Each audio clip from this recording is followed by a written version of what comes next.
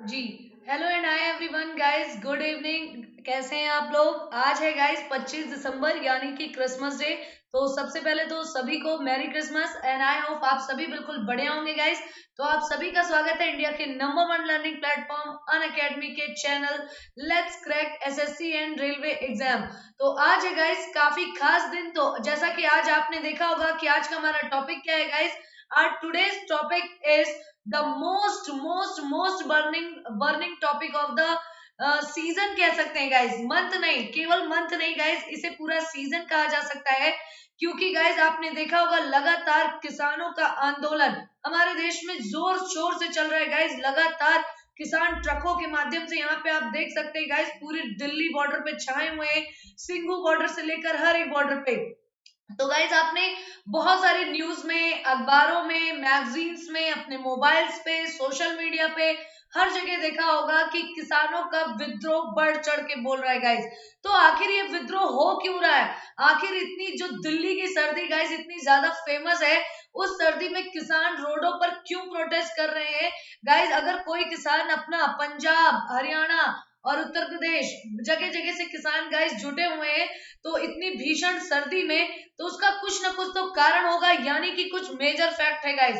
तो आज हम यहाँ पे समझेंगे। आज इस क्लास में गाइस हमारी छोटी सी क्लास होगी, लेकिन यकीन मानिए कि आज आपको सब कुछ क्लियर हो जाएगा कि आखिर ऐसा क्या होता आ रहा था जो अब नहीं हो रहा है, जिसकी वजह से किसान सड़कों पे उतर आए हैं। यहाँ तक कि गाइस पुलिस भी पूरी हैरान है। कोई लाठीचार्ज वगैरह तो नहीं हो रहा है, लेकिन गाइस किसानों ने ठान रखी है कि जब तक गवर्नमेंट अपना फैसला वापस नहीं लेती है, तब तक वो किसान अपने आंदोलन से पीछे हटने वाले नहीं है।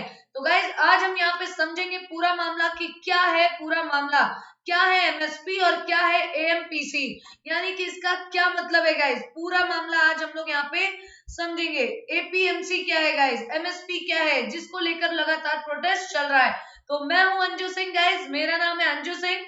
क्योंकि मैं लखनऊ से बिलोंग करती हूँ, इसलिए मैंने लखनऊ यूनिवर्सिटी कैंपस से एमकॉम कर रखा है। मैंने बहुत सारे टॉप एजुकेशनल इंस्टीट्यूट्स में पढ़ाया हुआ है। एंड गाइस अभी जो मेरा टोटल एक्सपीरियंस हो चुका है वो ऑफलाइन और ऑनलाइन मिलाकर टोटल 4 इयर्स का हो चुका है। एंड गाइस अगर मैं बात करूं तो अभी मैंने लॉकडाउन के बाद जो पहला रिजल्ट आया था यूपीपीसीएस लोअर का, वो भी क्लियर किया है। इंटरनल ऑडिटर गवर्नमेंट एग्जाम, युवा विकास अधिकारी exam, RO pre. And guys क्योंकि यूपी से बिलोंग करती हूँ तो यूपी ट्रिपल एससी के भी बहुत सारे एग्जाम्स क्लियर किए हैं। तो गाइज आज मैं आपको एक नोटिस दे देना चाहती हूँ कि आपके पास है एक बहुत ही बेहतरीन मौका अन अकेडमी की online classes totally free of cost classes करने का। तो guys Unacademy learning app है हमारा। आपको क्या करना होगा, गूगल प्ले स्टोर से जाके डाउनलोड करना होगा और वहां से गाइज फटाफट से आज ही डाउनलोड कर लीजिए। और नंबर वन, वहां से आप डेली लाइव क्लासेस कर सकते हैं, लाइव टेस्ट क्विजेस दे सकते हैं, वेल स्ट्रक्चर्ड कोर्सेज को फॉलो कर सकते हैं। एंड गाइज जो पूरे मार्केट में आपको कहीं पे भी ये सुविधा उपलब्ध नहीं होगी कि अनलिमिटेड एक्सेस का फायदा उठा सकते हैं, यानी एक बार एनरोलमेंट लेते हैं और उसके बाद जितनी मर्जी चाहे उतनी बार वीडियोस देख सकते हैं। तो गाइज इस तरीके की क्लासेस देखने के लिए आज ही ज्वाइन करिए अन अकेडमी लर्निंग ऐप। तो guys totally free of cost classes हैं, लेकिन साथ ही साथ वेल स्ट्रक्चर्ड कोर्सेज भी हमारे पास। उसके लिए गाइज आपको करना पड़ेगा प्लस पे सब्सक्रिप्शन। तो गाइज अब मैं आपको बता दूं बेहद इंपॉर्टेंट न्यूज, वो क्या है कि 31 दिसंबर यानी कि 31 दिसंबर से हमारे प्राइजेस गाइज हाइक होने वाले हैं, यानी जस्ट डबल हो सकते हैं, खासकर एसएससी के। तो बिल्कुल भी देर मत करिए और फटाफट से प्लस पे एनरोलमेंट ले लीजिए। इसके लिए आपको क्या करना पड़ेगा गाइज, आपको जाना पड़ेगा साइड लेफ्ट कॉर्नर पे, टॉप कॉर्नर पे, और वहां पे जाके अपना गोल सेलेक्ट करिए एसएससी। और एसएससी से गोल सेलेक्ट करने के बाद जाइए गेट सब्सक्रिप्शन पे, और गेट सब्सक्रिप्शन पे जाने के बाद गाइज आप चूज करिए अपना मंथ। तो मैं तो पर्सनली आपको यही रिकमेंड करूंगी कि गाइज अगर आपका इरादा है सिलेक्शन लेने का और अपने हाथ में 2021 में जॉब पाने का, तो कम से कम 12 से 24 मंथ में सभी लोग एनरोलमेंट लीजिएगा। इससे कम में गाइज सिलेक्शन की तो इरादा थोड़ा कम ही बनता है। तो गाइज आपको 10% का डिस्काउंट भी मिल जाएगा, लेकिन उसके लिए यूज करना पड़ेगा आपको एक special code, and that code is अंजू10। ठीक है, अंजू10 इज माय रेफरल कोड। अगर आप इसको यूज करते हैं तो आपको यहाँ पे मिल जाएगा गाइज 10% का फुल डिस्काउंट। तो चलिए गाइज देखते हैं क्या है किसानों का मामला, क्या है पूरा विद्रोह का मामला। तो गाइस देखिएगा यहाँ पे आज का हमारा थॉट क्या है, success is the sum of small efforts repeated day in day out. Guys success कुछ नहीं होती है, success is just a group of small efforts. जब आप गाइस छोटे छोटे एफर्ट्स को मिला देते हैं और दिन रात यही एफर्ट्स करते हैं तो यही बनाती है आपकी सक्सेस। तो बिल्कुल भी चिंता करने की जरूरत नहीं है, बस क्या करना है, एफर्ट्स करना है। तो देखिए गाइस आपने देखा होगा ये जो लगातार किसानों का विद्रोह चल रहा है मोदी गवर्नमेंट और किसानों के बीच में, तो उसका कारण है 3 बिल। गाइस वो 3 बिल क्या है जो आपके अभी मानसून सत्र में और कह सकते हैं कोरोना के लॉकडाउन के दौरान राष्ट्रपति से अध्यादेश लगाकर इसको पारित करवाया गया। गाइस जब हमारे यहाँ संसद नहीं चल पाती, मान लीजिए देश में कोई ऐसी कंडीशन चल रही है जिसकी वजह से पार्लियामेंट का सत्र सेशन नहीं चल पा रहा है, तो गाइस लेकिन अगर कोई चीज बहुत ज्यादा जरूरी हो जाती है तो गाइस उसके लिए राष्ट्रपति की अनुमति से और राष्ट्रपति द्वारा अध्यादेश पारित करवाया जा सकता है। लेकिन गाइस जो बिल ये पारित हुआ था इसका गवर्नमेंट को भी नहीं समझ में आया है, विपक्ष को भी नहीं समझ में आया है। गवर्नमेंट को तो गाइस समझ में आया है लेकिन जनता को भी नहीं समझ में आया और किसानों को भी नहीं समझ में आया कि आखिर कारण क्या था कि लॉकडाउन के दौरान इतनी जल्दबाजी में ये किसान एसेंशियल बिल, जो एसेंशियल कमोडिटीज बिल है, 3 बिलों को पारित करवाने की क्या जरूरत थी गाइस। तो देखिएगा वो 3 बिल कौन से थे। तो पहला बिल था the essential commodities amendment act 2020 यानी आवश्यक वस्तु संशोधन अधिनियम 2020। गाइस ये कब आपका शुरू हुआ था, ये आपका शुरू हुआ 23 सितंबर से। फिर उसके बाद दूसरा एक बिल और पारित किया गया, उसका नाम था farmers agreement of price assurance and farm service act 2020। यानी गाइस क्या था इसका, अगर हिंदी में बात करें तो इसका हिंदी में क्या नाम था गाइस, इसका नाम था, जैसे कि अगर आप इसमें बेसिकली देखें गाइस तो इस बिल का जो आप देखेंगे तो इसमें ये कहा गया है कि किसानों के लिए एक प्राइस अश्योरेंस दिया जाएगा, यानी एक एग्रीमेंट कर दिया जाएगा कि इससे कम में किसान अपनी फसल नहीं बेचेंगे, ठीक है, इससे कम में आपको प्राइस नहीं मिलेगा। तो गाइज अभी हम पूरा मामला समझेंगे। और तीसरा जो बिल लाया गया वो क्या था, farmers produce trade and commerce यानी प्रमोशन एंड फैसिलिटेशन एक्ट 2020। इसका क्या नाम था गाइज, अगर हिंदी में बात करें तो इसका नाम था कृषि उत्पादन व्यापार एवं वाणिज्य बिल अधिनियम, ठीक है, कृषि उत्पाद व्यापार एवं वाणिज्य अधिनियम 2020। तो गाइज ये तीनों नियम क्या है हम एक एक करके समझेंगे और क्या कारण है जो किसान इसका विरोध कर रहे हैं और क्या कारण है जो सरकार ये फायदे गिना रही है कि इस बिल का ये फायदा है इसलिए हम लेकर आए हैं गाइज। तो नंबर 1 बिल देखिएगा, the essential commodities amendment act 2020 यानी आवश्यक वस्तु अधिनियम 2020। गाइज ये अधिनियम लाया गया था आपके 1955 में। कब लाया गया था, 1955 में। This act seeks to restrict the power of government with respect to production, supply and distribution of certain key commodities. Guys ये बिल क्या करता है, ये बिल जो है आपको गवर्नमेंट को कुछ वस्तुओं के जो एसेंशियल वस्तुएं होती हैं उसमें सरकार के हस्तक्षेप को रोकता है, यानी सरकार चाहे तो उसमें कुछ भी नहीं कर सकती है। किसान जब चाहे तब क्या कर सकता है, उसको बेच सकता है और उस पे कोई जरूरी नहीं होती है कि किसान उसको बेचे ही, किसान उसको मंडी में बेचे, कहाँ बेचे, इस पे कोई रिस्ट्रिक्शन नहीं होती है गाइस। तो देखिएगा कुछ एसेंशियल कमोडिटीज ऐसी होती थी जिसकी काला बाजारी नहीं की जा सकती। अब काला बाजारी क्या होता है गाइस, काला बाजारी समझेंगे सबसे पहले। गाइस काला बाजारी को बोलते हैं इंग्लिश में ब्लैक मार्केटिंग। क्या बोलते हैं, ब्लैक मार्केटिंग। तो गाइस ब्लैक मार्केटिंग का क्या मतलब होता है, जैसे मान लीजिए बाजार में अभी गेहूं कट के फसल आई, मान लीजिए अभी धान कटा है, ठीक है, धान कट के फसल आई और मार्केट में बिकने जा रही है, लेकिन अभी इसका दाम मान लीजिए 20 रुपए है, 20 रुपए किलो चावल बिक रहा है। लेकिन कोई व्यापारी जो ब्लैक मार्केटिंग करना चाहते हैं वो क्या करते हैं, अपने गोदाम में चावल को रख लेते हैं। इसकी वजह से क्या होता है गाइस, गोदाम में चावल पड़ा है, मार्केट में चावल है ही नहीं, अब जब पब्लिक लेने जाएगी तो नहीं मिलेगा, तो क्या करेंगे, कहेंगे भैया जिसको लेना है तो 20 का नहीं मिलेगा, 30 का मिलेगा, 30 का मिलेगा। तो गाइस जिसके पास पैसे होंगे वो तो ले लेगा।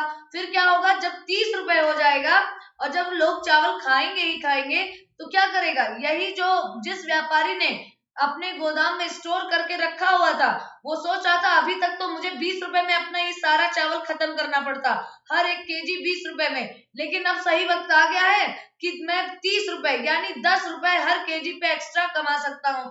तो गाइज इसे बोलते हैं ब्लैक मार्केटिंग, यानी कि काला बाजारी। जानबूझ के माल को अंदर कर लेना और जब प्राइसेस बढ़ जाए तब माल को धीरे धीरे धीरे धीरे करके बेचना, इकट्ठा करके रख लेना और जब दाम बढ़ जाए तब उसको बाहर निकालना। तो गाइस पहले ये जो काला बाजारी थी, जब हमारा देश आजाद हुआ उस समय बहुत ज्यादा हो रहा था, बहुत ज्यादा हो रहा था। तो गाइस 1955 के अधिनियम के तहत सरकार ने, भारत की सरकार ने एक रिस्ट्रिक्शन लगाई कि कुछ एसेंशियल वस्तुएं होंगी, यानी कुछ आवश्यक वस्तुएं होंगी जिनका भंडारण आप नहीं कर सकते, नहीं कर सकते, नहीं कर सकते, किसी भी कीमत पे आप उसका भंडारण नहीं कर सकते। यानी कि आपको क्या करना होगा, आपको उसके लिए अगर कहीं पे भी आप पकड़े गए तो गवर्नमेंट की जो संस्था है एफसीआई यानी कि फूड कॉर्पोरेशन ऑफ इंडिया, उसके जितने भी अधिकारी होंगे गाइस, जितने कर्मचारी होंगे, उनको आदेश दिया गया है कि आपको इस तरीके की कालाबाजारी पे नजर रखनी है। इनका काम है गाइस ये।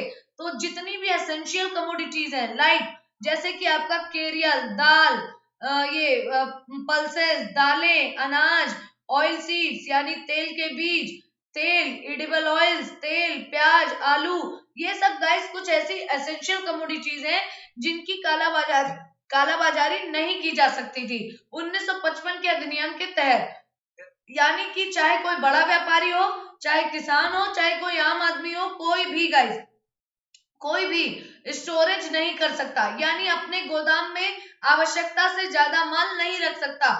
क्यों? क्योंकि इससे क्या होगा, मार्केट में गाइस ये ऐसी चीजें हैं जिनको हर व्यक्ति खाता है, हर व्यक्ति को इसकी जरूरत होती है रोजाना की जिंदगी में। तो अगर आप इसको ब्लैक मार्केटिंग कर देंगे तो लोग खाएंगे क्या, और गाइस लोग यही खाते ही हैं, तो चाहे आप जितना में बेचेंगे लोग खरीदने को मजबूर हो जाएंगे। तो इसीलिए गाइस ये नियम बनाया गया था।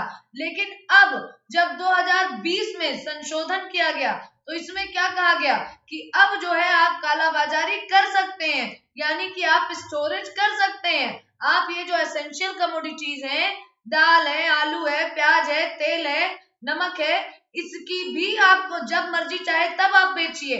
अब सरकार जो है आपकी छापेमारी नहीं करेगी, आपके गोदामों में छापेमारी नहीं करेगी, एक्सेप्ट टू कंडीशंस। केवल 2 कंडीशंस ऐसी होंगी जिसमें जो है सरकार छापेमारी करेगी। वो 2 कंडीशंस कौन सी है गाइस?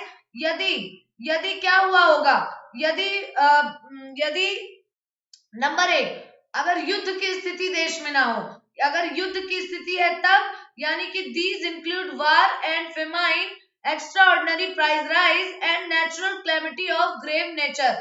या तो अगर कोई वास्तविक कोई भीषण आपदा ना आ जाए, या फिर क्या हो, युद्ध की स्थिति ना हो देश में, या फिर कोई प्राकृतिक आपदा ना हो, इन दोनों स्थिति के अलावा आप कालाबाजारी कर सकते हैं, यानी आप एसेंशियल कमोडिटीज का को भी अपने गोदाम में भर के रख सकते हैं। और गाइस किसान इसी का विरोध कर रहा है, किसान इस चीज का विरोध कर रहा है, और आम जनता के लिए तो ये बहुत ही खराब है गाइस। लेकिन सरकार इसमें वाहवाही क्यों लूट रही है?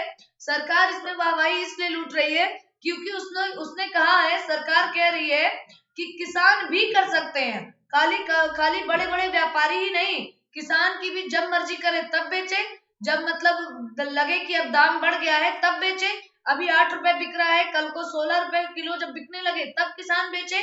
लेकिन सच बताइए आप ही, क्या किसान इतना लायक होता है कि वो अपने साल भर की फसल को स्टोर करके रख सके? गाइस किसान को अपनी फसलें बदलनी भी होती हैं, गेहूं हटा तो चावल आएगा, चावल हटा तो सब्जी आएगी, दाल रखेगा, और किसान के पास इतनी जगह नहीं होती है कि वो साल भर का सामान इस तरीके से रख सके। और गाइस उसके पास इतनी सुविधाएं भी नहीं होती हैं कि वो उस सामान को सड़ने से बचा सके, यानी उसका डबल नुकसान हो जाएगा गाइस। एक तो उसे स्टोर भी नहीं कर सकता, और दूसरा ब्लैक मार्केटिंग की वजह से बेच भी नहीं सकता। समझ रहे हैं आप? तो गाइज, और जनता को भी महंगा मिलेगा। तो सरकार फायदा इसमें ये गिना रही है कि किसान भी चाहे तो स्टोरेज कर सकता है, जबकि जनता का इसमें नुकसान है कि जो एसेंशियल चीजें हैं वो भी अब महंगे दाम में मिलेंगी। तो पता नहीं क्या सरकार को इसमें अच्छा रूल दिखा है जो सरकार ने इसे लागू किया। अब देखिए दूसरा क्या है गाइस। दूसरे में सरकार ने थोड़ा सा अच्छा किया है, लेकिन थोड़ा सा अपनी चालाकी भी है इसमें। अब अच्छा क्या किया है इसमें देखिएगा, थोड़ा सा अच्छा है, farmers agreement of price assurance, farm service act. अब गाइस इसमें क्या कहा गया, प्राइस का अश्योरेंस एग्रीमेंट किया जाएगा। अब इसमें सरकार जो है अपना पल्ला झाड़ना चाहती है, यानी सरकार चाहती है कि हमें एमएसपी देना ही ना पड़े। एमएसपी का क्या मतलब होता है? एमएसपी का मतलब होता है आपका मिनिमम सपोर्टिंग प्राइस। क्या होता है गाइस? मिनिमम सपोर्टिंग प्राइस, यानी कि न्यूनतम समर्थन मूल्य, जिसमें सरकार वादा करती है। इसमें सरकार क्या वादा करती है कि हर चीज का, जितनी भी एसेंशियल कमोडिटीज है, उसका चाहे मार्केट में दाम बढ़ जाए तो बढ़े दाम पे तो आप बेच लीजिए, लेकिन मान लीजिए फॉर एग्जांपल गेहूं का एमएसपी सरकार ने तय किया 18.5 रुपए, यानी कि किसी भी कीमत पर अगर किसान सरकार को गेहूं बेचेगा तो सरकार 18.5 रुपए से कम नहीं देगी, चाहे किसी भी कीमत पे हो जाए, 18.5 से कम नहीं देगी। मान लीजिए अभी तक मार्केट में 20 रुपए बिक रहा था, तो किसान ने तो बाजार में बेचा, लेकिन बाजार में इतना ज्यादा गेहूं हो गया, इतना ज्यादा लोगों ने पूरे भारत में गेहूं उगा दिया कि इसके दाम आ गए 10 रुपए। तो ये किसान क्या करेगा? किसान के पास एक सुविधा है कि उसका पैसा बेकार ना जाए, उसकी मेहनत बेकार ना जाए, उसकी लागत कम से कम निकल आए, तो वो एमएसपी पे बेचेगा। एमएसपी पे किसको बेचेगा? सरकार को। सरकार क्या मोदी जी खड़े होकर नहीं खरीदते, एफसीआई खरीदती है गाइस, एफसीआई के गोदामों में बेचा जाता है, ठीक है। लेकिन गाइस किसान डायरेक्ट तो जा नहीं पाता, वो तो आड़तिये ही जाते हैं बीच में, अभी मैं आपको बताऊंगी। तो गाइस इससे फायदा ये होता है कि किसान को कम से कम 18.5 रुपए मिल जाता है, यानी उसकी लागत तो कम से कम निकल ही आती है। और गाइस एमएसपी इसी हिसाब से तय की जाती है कि कम से कम किसान की लागत से थोड़ा ज्यादा ही मार्जिन हो। और गाइस ये एमएसपी तय कौन करता है? ये एमएसपी आपकी तय करती है सीएसीपी। सीएसीपी, अब सीएसीपी का फुल फॉर्म क्या है गाइस? कृषि लागत एवं मूल्य आयोग, ठीक है। Commission of agriculture cost and price, समझ रहे हैं? Commission of agriculture of cost and price, तो ये गाइस तय करती है आपकी एमएसपी, समझ रहे हैं आप? तो सरकार ने अब इससे पल्ला झाड़ने का सोचा है। सरकार ने कहा कि आप लोग कॉन्ट्रैक्ट खेती करिए, यानी कि कॉन्ट्रैक्ट पे खेती करिए, संविदा पे खेती करिए, अनुबंध खेती करिए। अब देखिए अनुबंध खेती क्या होती है गाइस? अनुबंध खेती में ये होता है कि सरकार जो है बड़ी बड़ी प्राइवेट कंपनियां, जितनी भी प्राइवेट कंपनियां हैं, अब जैसे मान लीजिए गाइस जो खासकर जो फूड प्रोडक्ट्स बनाती हैं, फूड प्रोडक्ट्स या फिर कह सकते हैं जो कंज्यूमिंग, जो खाने योग्य खाद्य पदार्थ की जो कंपनियां हैं, जैसे मान लीजिए लेस की चिप्स कंपनी है, पार्ले जी बिस्किट कंपनी है, या जो भी गाइस नमकीन बनाने वाली कोई भी कंपनी है, मान लीजिए बीकानेरी जो बीका भुजिया आती है वो है। तो गाइस लेज वाले को क्या चाहिए होता है? सिर्फ आलू आलू आलू आलू आलू आलू, उनको सिर्फ आलू ही आलू चाहिए। पार्ले वाले को क्या चाहिए? सिर्फ गेहूं गेहूं गेहूं गेहूं गेहूं। बीकानेर वाले को क्या चाहिए? सिर्फ चने की दाल या चना चना चना चना, क्योंकि उससे बनेगा बेसन और फिर बनेगी भुजिया, ठीक है।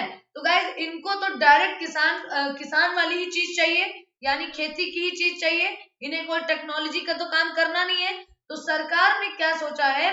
सरकार ने सोचा कि हमारी एमएसपी भी बच जाएगी और किसानों को पैसा भी मिल जाएगा और किसानों की एक सिक्योरिटी भी हो जाएगी। सिक्योरिटी कैसे हो जाएगी? जैसे सरकार सिक्योरिटी देती है एमएसपी की, वैसे ही कंपनियां सिक्योरिटी दे देंगी। अब कंपनियां कैसे सिक्योरिटी देंगी गाइस? कंपनियां इस प्रकार से सिक्योरिटी देंगी कि कंपनी क्या करेगी, पूरा पूरा खेत खरीद लेगी। अब गाइस ये छोटी मोटी कंपनियां तो है नहीं। अब आप बताइए, ये जो पार्ले जी है या लेज है, किसी गांव या गली की एक एक गिमटी या फिर एक छोटी सी छोटी दुकान हो और चाहे बड़े से बड़ा मॉल हो, हर जगह आपका ये बिकता है, चाहे वो चिप्स हो, चाहे बिस्किट हो, चाहे नमकीन हो, ये पूरे भारत में बिकता है। तो बताइए पूरे भारत का अगर पेट भरना है, एक पेट क्या भरना है, मतलब अगर पूरे भारत में नमकीन बिस्किट पहुंचाना है और एक ही दो ही कंपनियां हैं जो मान लीजिए बहुत ज्यादा है, 10-20 कंपनियां हैं, ठीक है, जो पहुंचा रही हैं, तो गाइस क्या उनका एक खेत से काम चलेगा? एक खेत से उनका काम नहीं चलेगा। तो वो क्या करती हैं गाइस, उनको भी दिक्कत होती है। उनको दिक्कत ये होती है कि वो जगह जगह से अलग अलग दाम पे हमेशा खरीदते हैं। कभी 30 रुपए किलो आलू मिला, कभी उन्हें 40 में मिला, कहीं से अच्छा क्वालिटी का मिला, कहीं से बेकार क्वालिटी का मिला, कहीं बहुत दूर से लाना पड़ा, कहीं कहीं बहुत पास से मिल गया। तो गाइज इसमें कंपनियों का भी खर्चा बहुत ज्यादा हो जाता है। और गाइज आपको पता होगा पूरी की पूरी ट्रेन से माल आता है, पूरी पूरी मालगाड़ी भर भर के सामान जाता है इनका, कंपनियों का, जो कि डायरेक्ट इनकी फैक्ट्रियों के पास जाके ही उतरती है गाइस। तो ये क्या करते हैं, ये पूरा पूरा गांव ले लेते हैं। क्या करते हैं गाइस, पूरा का पूरा गांव ले लेते हैं। अब इसमें क्या होता है, अब इस गांव में जितने भी लोगों के खेत होंगे, मान लीजिए ये किसी राम प्रसाद का खेत खेत है, ये मुंशी लाल का है, ये मान लीजिए किसी का भी है, मीरा देवी का खेत है, किसी का भी खेत है, तो ये इस गांव में जितने भी खेत होंगे, यानी पूरा का पूरा गांव वो कंपनी खरीद लेगी। और वो कंपनी क्या कर लेगी, कॉन्ट्रैक्ट। कॉन्ट्रैक्ट का क्या मतलब है गाइस, इससे किसान को क्या फायदा होगा और कंपनी को क्या फायदा होगा? किसान को ये फायदा होगा कि दाम पहले से तय हो जाएगा। यानी मान लीजिए इन्होंने गेहूं उगाया, किसान को हर बार कितना मिलता था, मान लीजिए 18 से 20 रुपए मिलता है, ठीक है, 18 से 20 रुपए गेहूं का 1 केजी पे। तो वो कंपनी आई और उस कंपनी ने कहा कि भैया हम तुम्हें चाहे चाहे बाजार में 7 रुपए किलो भी गेहूं बिके और चाहे बाजार में 50 रुपए किलो भी गेहूं बिके, हमारा पक्का है कि हम तुम्हें 25 रुपए तो जरूर देंगे। यानी आज से 4 महीने बाद जब तुम्हारा गेहूं पक जाएगा तो सारा का सारा गेहूं हम लेंगे। क्या करेंगे, हम सारा का सारा तुम्हारा गेहूं लेंगे और 25 रुपए मिलेंगे, चाहे मार्केट में 1 रुपए का ही क्यों ना बिक रहा हो। तो गाइस कंपनी और उस किसान यानी कि पूरे पूरे गांव के बीच में एग्रीमेंट करवा लिया जाता है। तो गाइस मान लीजिए अगर अडानी आते हैं सरसों खरीदने, क्योंकि अडानी का फॉर्च्यून कंपनी है ना गाइस, तो वो तेल का निर्माण करते हैं, तो वो क्या खरीदने आएंगे, वो सरसों खरीदने आएंगे। तो पूरी गाइस पूरे गांव के जितने भी किसान होंगे सबकी लिस्ट यहाँ पे बन जाएगी और सबके साथ क्या हो जाएगा, एग्रीमेंट। सारे लोग यहाँ पे क्या कर देंगे, अपना सिग्नेचर, और कितने रुपए पे, 25 केजी पर, यानी 25 रुपए पर केजी के हिसाब से कॉन्ट्रैक्ट हो गया। तो अब जब यहाँ पे मान लीजिए सरसों लग गई, तब क्या है, सरसों लगने के बाद पूरी की पूरी सरसों किसकी हो जाएगी गाइस, अडानी की हो जाएगी। और अडानी क्या कर देंगे, ये गाइस जब कॉन्ट्रैक्ट होगा तो किसका कितना एरिया है ये सब इसके सामने लिखा होगा, और एरिया के हिसाब से जितना प्रोडक्शन एक खेत से आएगा, इनके खेत से आएगा, इनके खेत से आएगा, तो उतना 1 केजी के हिसाब से कैलकुलेट करके इनको पेमेंट कर दिया जाएगा। तो गाइस किसान का इसमें क्या फायदा है, किसान का ये फायदा है कि कहीं जाने की जरूरत नहीं है, मंडी में भटकने की जरूरत नहीं है, दाम को कम ज्यादा लगवाने की जरूरत नहीं है, आराम से बैठे बैठे, और ये भी पक्का हो गया कि बिक ही जाएगा। गाइस अब ऐसे क्या होता है कि गेहूं तो उग गया, लेकिन जरूरी नहीं है कि बिकेगा। हो सकता है इस साल बहुत ज्यादा गेहूं हो जाए तो आपका गेहूं घर ही में रह गया, आपने बेचा ही नहीं। आपको बेचने के लिए ऐसे 2 बार में बिक जाता था, ऐसे 10 बार चक्कर काटना पड़ा, तो आपका भी तो खर्चा आता है। तो गाइज आपको कहीं जाना नहीं है, कंपनी खुद आएगी, खुद अपना गेहूं भरवाएगी और यहाँ से लेके जाएगी और आपको घर बैठे पेमेंट कर जाएगी। तो इससे क्या होता है गाइज, एक तरीके से प्राइस अश्योरेंस मिल जाता है, किसको, किसानों को प्राइस का पूरा पूरा अश्योरेंस मिल जाता है कि इससे कम में तो आपसे कंपनी लेगी नहीं। ये बात तो ठीक है, चलिए ये बात तो समझ में आई। लेकिन गाइज इसमें किसान नाराज क्यों है, किसान क्यों एमएसपी के पीछे पड़ा हुआ है?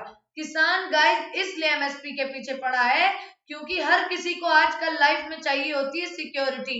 क्या चाहिए होती है, सिक्योरिटी। अब गाइज किसान का फायदा एमएसपी में है, किस तरीके से एमएसपी में फायदा है।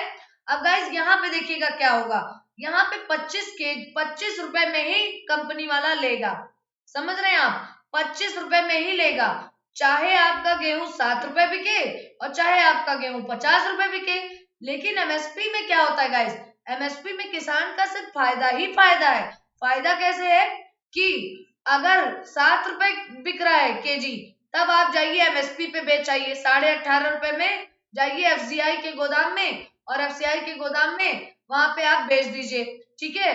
लेकिन अगर मार्केट में मान लीजिए यही गेहूं 50 रुपए केजी बिकने लगे और एमएसपी है 18.5 रुपए, तो आप बाध्य नहीं है, आप किसी भी तरीके से बाइंड नहीं है कि आपको 18.5 पे ही बेचना है। आप आराम से जाइए, कहेंगे एफसीआई को मारो गोली, एमएसपी को मारो गोली, कौन जाएगा यहाँ लेने, कौन जाएगा देने 18.5 रुपए में, हमें तो 50 रुपए मिल रहा है। तो गाइस 50 रुपए में आराम से किसान बेच सकता है, इसे कोई मना नहीं कर सकता। लेकिन अगर इनसे कॉन्ट्रैक्ट हो गया, ये जो दो लोग खड़े हैं कंपनी की तरफ से, अगर इनसे कॉन्ट्रैक्ट हो गया गाइस, तो चाहे 100 रुपए भी किलो गेहूं बिक रहा है, तो आप अपने खेत का एक दाना भी कहीं बाहर बेच नहीं सकते। जितनी की जितनी खेती हुई है, आपको पूरा का पूरा खेत 25 रुपए में ही बेचना पड़ेगा, यानी कि 25 रुपए पर केजी में ही बेचना पड़ेगा। तो किसान थोड़ा ऑप्टिमिस्टिक होता है, थोड़ा आशावादी होता है, तो वो ये मान के चलता है कि अब की ज्यादा में बिकेगा। तो गाइस ज्यादा में किसान का फायदा होता है। किसान का फायदा ये है कि कम में बिका तो एमएसपी पे बेच देंगे, ज्यादा में बिका तो बाजार मूल्य पे बेच देंगे। और कॉन्ट्रैक्ट में क्या होता है, कम पे बिके और चाहे ज्यादा में बिके उतने में ही बेचना है, एक गेहूं आप बाहर उठा के नहीं बेच सकते गाइस। तो ये थोड़ा सा दिक्कत है। और सरकार भी चाहती है कि हमें एमएसपी भी नहीं देना पड़ेगा, क्योंकि सरकार का गाइस क्या होता है, इसमें थोड़ा सा लॉस हो जाता है। क्यों? क्योंकि अनाज लिया इतना सा, मान लीजिए उसको बाहर से भी मिल सकता है ना। सरकार को गाइस हर हर किसी को कम से कम 18.5 रुपए देना पड़ता है। मान लीजिए गेहूं बहुत ज्यादा हो गया है, सरकार को जरूरत नहीं है, देश में जरूरत नहीं है, फिर भी 18.5 रुपए तो देना ही पड़ेगा। ठीक है, तो सरकार इससे अपना पल्ला झाड़ना चाहती है और प्राइवेट कंपनियों पे ये थोपना चाहती है।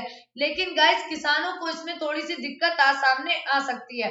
दिक्कत ये सामने आ सकती है कि मान लीजिए इस कंपनी ने तो कहा था कि हम पूरा खेत ले लेंगे, लेकिन इन्होंने कहा कि अब जो है हमें इतना नहीं बल्कि 1/4 का ही जरूरत है और अब हम नहीं लेंगे। तो गाइस किसान तो छोटे हैं, किसान के पास इतना पैसा तो है नहीं कि वो जाएगा केस लड़ेगा, लेकिन कंपनी के पास बहुत पैसा है। और गाइस जो अधिकारी होते हैं, तो किसान कंपनी के पास तो बहुत पैसा है, वो आराम से चली जाएगी, कहेगी अरे जाओ हटो किनारे, हमें नहीं चाहिए, हम अगली साल लेंगे। वो दूसरे किसी गांव से कॉन्ट्रैक्ट कर लेंगे गाइस, है ना। तो किसान का इसमें थोड़ा सा ये भी दिक्कत है कि जो अथॉरिटी दी गई है, यानी अगर कोई विवाद हो जाता है, कोई ऐसी बात हो गई जिसमें कॉन्ट्रैक्ट पूरा नहीं हो पाया, तो गाइस इसमें किसको अधिकार दिया गया है, इसमें अधिकार दिया गया है एफसीआई के अधिकारियों को इसमें इन्वॉल्व किया गया है, जो कि गलत है गाइस। क्यों? क्योंकि ये भाई किसकी सुनेंगे, ये किसानों की सुनेंगे कि कंपनी की सुनेंगे। अब जो कंपनी पूरा का पूरा गांव खरीद ले रही है, क्या वो एक एफसीआई के अधिकारी को नहीं खरीद सकती? आराम से खरीद सकती है गाइस। और हमारे इंडिया में तो आए दिन ऐसा होता रहता है। तो गाइस ये थोड़ा सा सरकार से चूक हो गई है यहाँ पर, क्या कि गांव का जो प्रधान होता है उसके पास अथॉरिटी होनी चाहिए कि अगर कुछ भी गड़बड़ हुई तो ये जो गांव का प्रधान है ये आपके खिलाफ बोलेगा। और गाइस ये अधिकारी को क्या करना है, आपको मिले ना मिले इसको इससे क्या मतलब, आपको पैसा मिले किसानों को ना मिले इसका क्या हर्जा हो रहा है, कोई हर्जा नहीं हो रहा है। लेकिन अगर ग्राम के प्रधान को ये अथॉरिटी दे दी जाए तो हर्जा होगा। क्यों? क्योंकि इसको चाहिए वोट, इसको क्या चाहिए, वोट। जो प्रधान होते हैं ग्राम पंचायत के, इनको तो चाहिए वोट। तो ये तो अपना सोचेंगे भैया अगर हमने इनका पैसा नहीं दिलवाया तो अगली बार हम भूल जाएं कि हम प्रधान बनेंगे। तो गाइस थोड़ी अथॉरिटी जो है गांव के मुखिया को देनी चाहिए थी इसके अंदर, जो कि एक कमी रह गई। तो दूसरा बिल ये है जिसमें किसान डिमांड कर रहे हैं कि हमें नहीं करनी प्राइस कॉन्ट्रैक्टिंग, हमें नहीं करनी फार्मिंग की कॉन्ट्रैक्टिंग, हमें तो चाहिए एमएसपी, क्योंकि हमें सरकार पे भरोसा है, हमें सरकारी चीज पे भरोसा है। तो ये एक दूसरा कारण है किसका, किसानों के विद्रोह का। तो पहला कारण क्या था गाइस, पहला कारण क्या था, जो एसेंशियल कमोडिटीज को बाहर कर दिया, यानी आलू प्याज तेल की भी जो ब्लैक मार्केटिंग हो रही है वो विरोध। दूसरा जो एमएसपी खत्म करके कॉन्ट्रैक्ट की बात कर रहे हैं वो। और तीसरा विरोध क्या है गाइस, तीसरा विरोध ये है कि farmers produce trade and commerce. इसका क्या मतलब है गाइस, इसका मतलब है कृषि उत्पाद व्यापार एवं वाणिज्य। अभी तक क्या होता था गाइस, किसान बाध्य थे, किसान क्या थे, बाध्य थे कि उन्हें अपना सारा का सारा अनाज कहाँ बेचना होता था गाइस, अपना सारा का सारा अनाज मंडी में ले जाके बेचना होता था। मंडी का क्या मतलब होता है गाइस, मंडी का मतलब एपीएमसी, एपीएमसी का फुल फॉर्म क्या होता है? Agriculture produce marketing committee laws. ठीक है, तो गाइज ये क्या करते हैं, हर गांव या जिले में मंडी होती है गाइज, तो वहां पे किसान जब उसकी खेती हो जाती है तो क्या करता है, अपना सारा अनाज ले जाके उस मंडी में बेच देता है। तो गाइज इससे क्या होता है, इसको एक अश्योरेंस मिल जाती है, इसको एक अश्योरेंस ये मिल जाती है कि आराम से किसान का सारा अनाज बाहर आ जाता है। यानी कोई भी ऐसा नहीं होता है कि उसने खेत में फसल तो लगा दी लेकिन नहीं बिकेगा, ऐसी कोई उसको दिक्कत नहीं आती है। तो सरकार ने क्या कहा है, सरकार ने ये जो तीसरा बिल पास किया, कृषि उत्पाद एवं व्यापार एवं वाणिज्य, इसमें कहा कि this act allows farmer to engage in trade of their agriculture produce outside the physical markets notified under various state agriculture produce marketing committee. यानी कि ये जो एपीएमसी बिल आया है, इसमें कहा गया है कि किसान अब बाध्य नहीं है कि वो अपने एक ही जगह पे अपने अपने क्षेत्र की मंडी में ही सारा सामान बेचे, इसके लिए बाध्य नहीं है।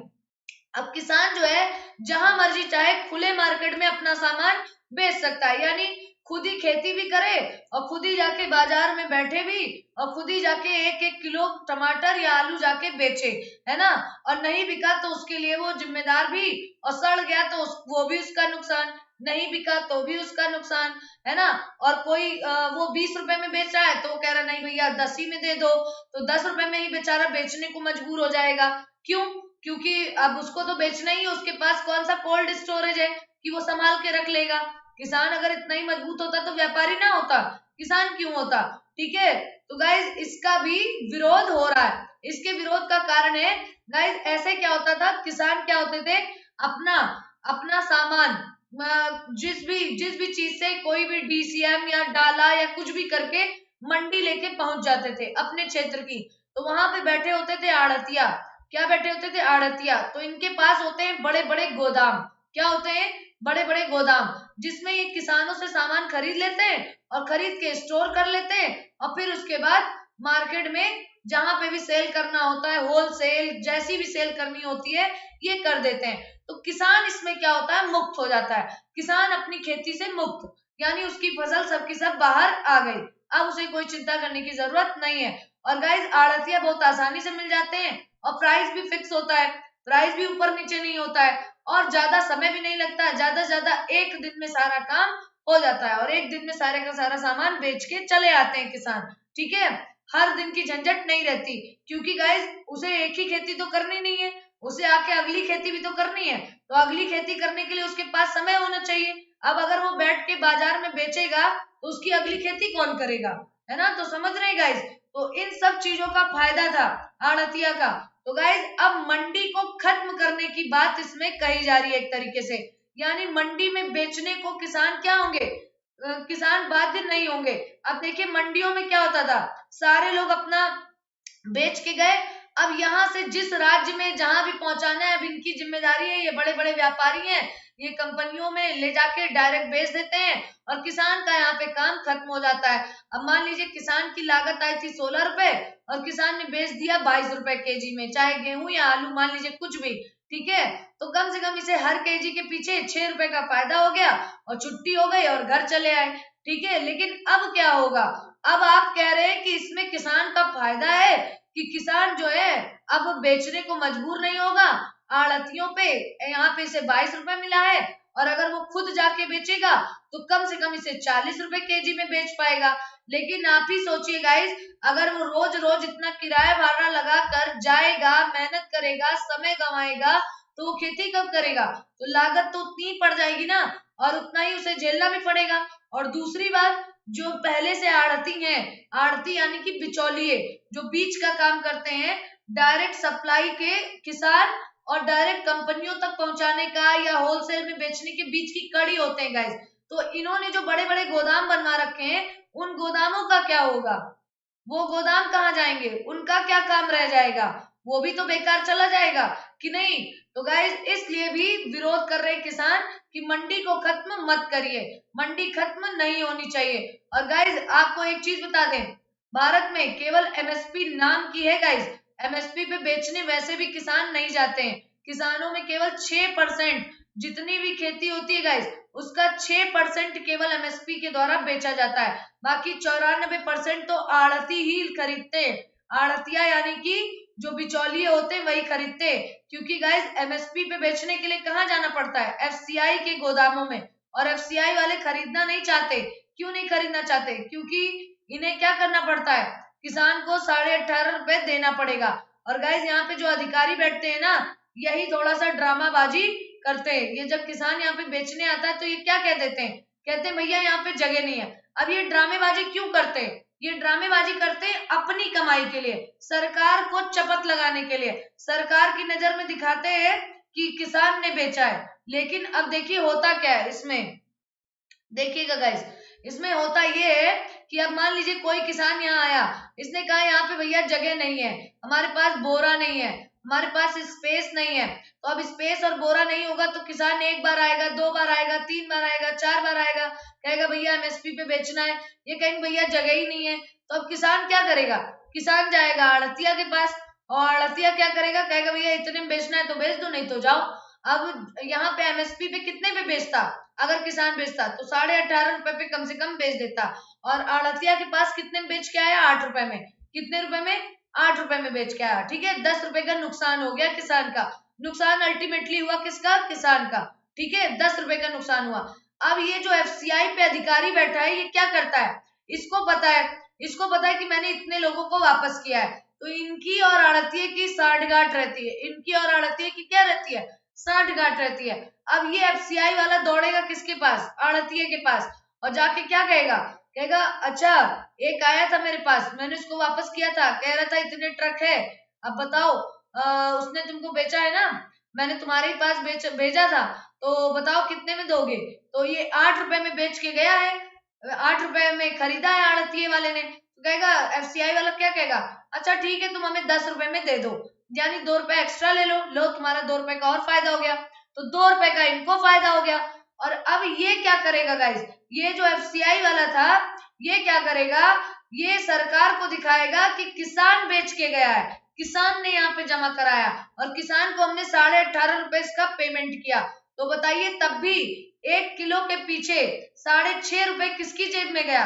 6.5 रुपए गया एफसीआई के अधिकारी के जेब में।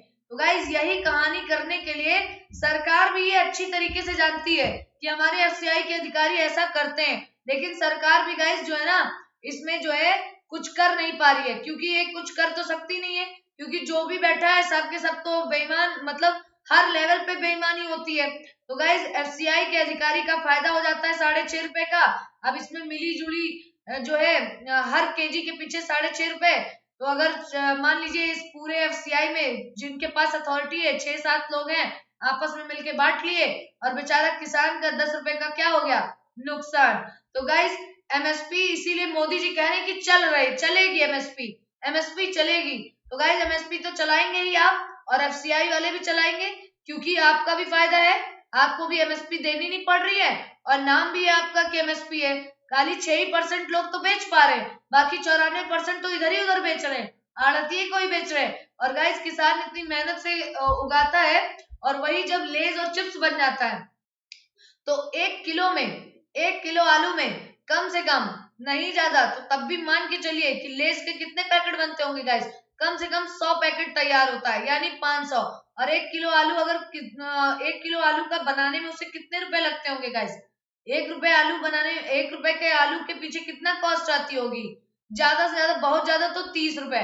30 रुपए का आलू लगा, और जो भी कॉस्ट मान लीजिए, चलिए मान लेते 200 रुपए, तो 200 रुपए का लागत लगी 1 किलो आलू के पीछे, पूरा चिप्स तैयार होने में, उसकी पैकिंग, हवा, मजदूरी, ओवरहेड सब मिला के, और 500 रुपए इससे मिला, यानी 300 रुपए का फायदा डायरेक्ट कंपनी की जेब में 1 किलो आलू के पीछे। समझ रहे हैं आप कितना ज्यादा फायदा है गाइस? 1 किलो आलू ने इन्हें 300 रुपए कमा के दिए, और किसान को क्या मिला? किसान को क्या मिला? किसान को ज्यादा से ज्यादा 2 रुपए या 1 रुपए ही मिल पाता है, या 3 रुपए। समझ रहे हैं आप? तो गाइज ये बहुत ही गलत हो रहा है। तो इस चीज का ही प्रोटेस्ट जो है, आप देख रहे होंगे सिंघू बॉर्डर, जो कि दिल्ली में है गाइज, आपके दिल्ली के सिंघू बॉर्डर पे लगातार किसानों का प्रोटेस्ट चल रहा है। कि पहली बात तो एसेंशियल कमोडिटीज को आप, जो काला बाजारी वाला है उसको रोकिए, कॉन्ट्रैक्ट फार्मिंग को खत्म करके एमएसपी को वापस करिए। और तीसरा जो है ये कॉन्ट्रैक्ट फार्मिंग, और तीसरा एमएसपी वाली चीज थी, और ये जो कि मंडी को खत्म करने वाला, मंडी को खत्म नहीं करना है, हमें बिचौलिए के थ्रू ही बेचना है। अगर एमएसपी पे नहीं बिकेगा, अगर एफसीआई नहीं लेगा तो हम एमएसपी पे एफसीआई नहीं लेगा तो हम मंडी में तो कम से कम जाके बेच सकें। और गाइज लगातार जो है ये इस तरीके की अनाज सड़ते हैं। और गाइज इसमें सरकार की भी गलती है। सरकार की गलती ये है कि अब बड़े ही अच्छी तरीके की टेक्निक्स आ गई है स्टोरेज की। गाइस बड़े बड़े बोरों में भर के सामान लगाने की जरूरत नहीं है। इस तरीके से धातुओं के बने हुए डिब्बे आते हैं जिसमें डायरेक्ट जो है गेहूं बिना बोरे के भर दिया जाता है, और फिर उसके बाद जब बेचने की बारी आती है या पास करने की, तब बोरे में भर के बेच दिया जाता है। तो इससे क्या होता है, कम जगह में ज्यादा सामान आ जाता है। तो गाइस इसी बिल को पहले तो जब पारित हुआ तो जो हमारी फूड एंड एग्रीकल्चर मिनिस्टर हैं प्रकाश बादल जी की वाइफ, क्या नाम है इनका, ये अकाली दल की हरसिमरत कौर, इन्होंने ये गाइस जब पारित हुआ था तो ये भी संसद में थी, लेकिन तब इनको पता नहीं था कि इस तरीके से इतना विरोध हो जाएगा। लेकिन जब विरोध चरम सीमा पे हो गया तब गाइस इन्होंने भी दिखाने के लिए क्या किया है कि अपने पद से इस्तीफा दे दिया, क्योंकि इनको तो विधानसभा चुनाव लड़ना है और अगले चुनाव में ये जीत नहीं पाएंगी गाइस किसी भी कीमत पे। इसलिए इन्होंने क्या किया, अपने फूड एंड एग्रीकल्चर मिनिस्ट्री से इस्तीफा दिया। और कौन बन गए इनकी जगह पे, एडिशनल चार्ज किसको मिल गया, जो कृषि मंत्री है नरेंद्र सिंह तोमर जी को। तो गाइस सरकार को इस चीज पे ध्यान देना चाहिए कि किसानों की इनकम भी बढ़नी चाहिए। और गाइस आपको बता दें, अगर अगर मैं बात करूं अगर मैं बात करूं 1950 से, तो गाइस अगर 1950 से देखा जाए तो किसानों की इनकम कितने गुनी बढ़ी है, 21 गुना बढ़ी है। कितनी गुना, 21 गुना। लेकिन जो गवर्नमेंट एम्प्लॉइज हैं यानी कि सरकारी कर्मचारी, इनकी 1950 से कितने गुना बढ़ गई है, 180 गुना इनकी सैलरी हो चुकी है। किसकी, सरकारी कर्मचारियों की। और उसमें भी खासकर अगर सरकारी टीचर्स की बात करें, गवर्नमेंट टीचर्स की, तो इनकी 200 गुना सैलरी बढ़ चुकी है। तो और गाइस किसान की कितनी, 21 गुना। और आपको पता है 1995 में गेहूं का दाम कितना था, 6 रुपए। 6 रुपए किलो ये मक्का मक्का जो है 6 रुपए किलो बिका था 1995 में। और अभी पिछले साल 2019 में 2019 में भी 6 रुपए बिका है। यानी कि आज से 19 और 5 जोड़ लीजिए, कितना हो गया आपका, 19 और 5 26। आज 26 साल बाद भी वही 6 रुपए में बिक रहा है जो 19 साल पहले बिक रहा था गाइस।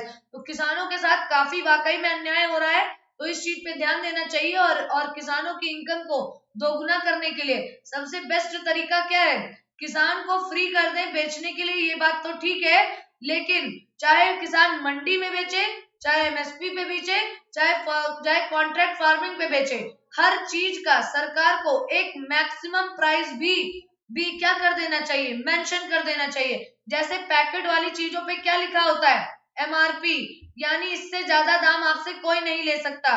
तो इसी तरीके से किसानों की चीजों पर भी क्या कर देना चाहिए, मिनिमम प्राइस फिक्स कर देना चाहिए कि इससे कम में कोई खरीद नहीं सकता। यानी अगर इससे कम में किसी भी मंडी ने मांगा, या किसी भी आड़तिये ने, बिचौलिए ने, या एफसीआई वाले ने, या किसी भी आदमी ने इससे कम में आलू या प्याज या गेहूं या टमाटर या कुछ भी खरीदने की कोशिश की, या किसान को मजबूर किया, तो तुरंत उसको जेल और काफी अच्छा खासा जुर्माना और अच्छी खासी सजा होनी चाहिए गाइस, तब जाके किसान का कुछ भला हो सकता है। अदरवाइज तो गाइस वाकई में किसानों के साथ काफी अन्याय हो रहा है। अब देखिए गाइस, यहाँ पे आप देखेंगे, आपके लिए एक नोटिस है कि 31 दिसंबर से क्या हो रहा है गाइस, प्राइजेस हाइक होने वाले हैं, यानी बढ़ने वाले हैं। तो डोंट बी लेट, और 31 दिसंबर से फटाफट पहले ही, उसके पहले गाइस प्लस सब्सक्रिप्शन फटाफट से ले लीजिए। This is my referral code अंजू10, और इसको अगर आप यूज करेंगे गाइस तो आपको यहाँ पे 10% का डिस्काउंट मिल जाएगा। तो बिल्कुल भी देर नहीं करना है। और गाइस याद रखिए मेरा रेफरल कोड अंजू10। और गाइस समय बार बार नहीं मिलता, का बरसा जब कृषि सुखाने, समय चूकी पुनि का पछताने। तो गाइस कृषि सूखने से पहले और चिड़िया के खेत चुगने से पहले क्या कर लीजिए गाइस, अगर आप अभी अरेंज नहीं कर पाएंगे तो बाद में तो आपको यही 2 गुना दाम के लिए आपको क्या करना पड़ेगा, अरेंजमेंट। तो ऐसा आपके साथ कंडीशन ना आए। अभी भी आपके पास 4 दिन है, 4 days have been left from now, ठीक है। तो यहाँ से आपके पास पूरा समय है कि आप प्लस सब्सक्रिप्शन फटाफट से ले लीजिए। और गाइस क्लास टाइमिंग एक बार नोट कर लीजिएगा, 3 बजे मेरी डेली क्लास होती है यूट्यूब पर, 5 बजे होती है अनअकैडमी प्लस पे, और 7 बजे होती है आपकी गाइस स्पेशल क्लास होती है अनअकैडमी लर्निंग ऐप पर। तो ऐप को डाउनलोड करना पड़ेगा आपको गूगल प्ले स्टोर से, तो आज ही फटाफट से डाउनलोड कर लीजिएगा।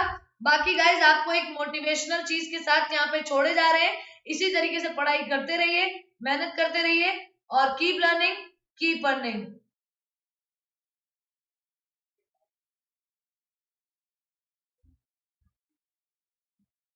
कि लहरों से डरकर नौका पार नहीं होती, कोशिश करने वालों की कभी हार नहीं होती। नन्ही चींटी जब दाना लेकर चलती है, चढ़ती दीवारों पर 100 बार फिसलती है।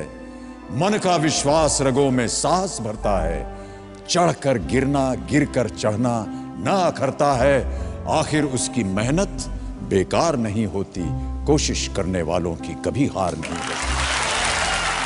डुबकियां सिंधु में गोताखोर लगाता है, डुबकियां सिंधु में गोताखोर लगाता है, जा जाकर खाली हाथ लौट कर आता है।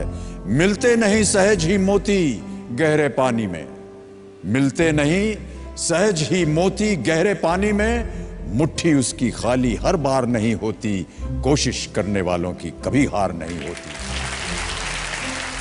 और अंतिम पद है कि असफलता एक चुनौती है, इसे स्वीकार करो। असफलता एक चुनौती है, इसे स्वीकार करो।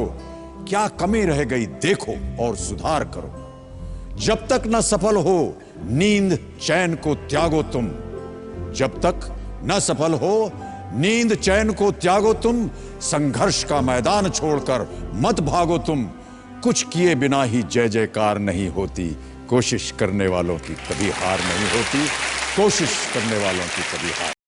जी, तो गाइस इसी तरह से पढ़ते रहिए, मेहनत करते रहिए, keep learning keep earning, because learning is earning. So take care, मिलेंगे कल फिर एक नए टॉपिक के साथ, तब तक के लिए बाय बाय।